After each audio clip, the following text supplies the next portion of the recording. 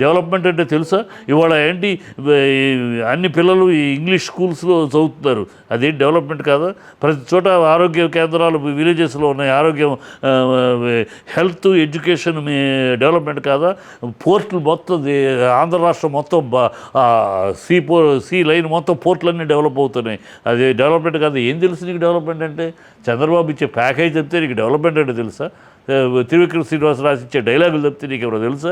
ఏం తెలుసు? ముందే పొద్దున్న తింటాడు, ఇది తింటాడు, నువ్వేం తింటావు? ఏం మాట్లాడేటప్పుడు ఒక విచక్షణ కావాలి. మాట్లాడేటప్పుడు ఒక విశ్లేషణకు అబ్బా నాయకుడు మాట్లాడుతున్నాడయ్యా, ఒక పార్టీ నాయకుడు, ఒక ప్రజానాయకుడు మాట్లాడుతున్నాడు అంటే ప్రజలు వినాలి. నువ్వు నీ సులువాగుడును రాజకీయాల్లో పాతాళానికి తొక్కటాలు,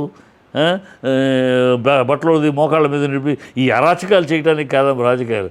నువ్వు ఈ అరాచకాలు చేయడానికి మోకాళ్ళ మీద నుంచోబెడతాను, కడ్రాయర్తో కూర్చోబెడతాను, ఈ దౌర్భాగ్య మాటలకు ఓట్లేయరు ప్రజలు.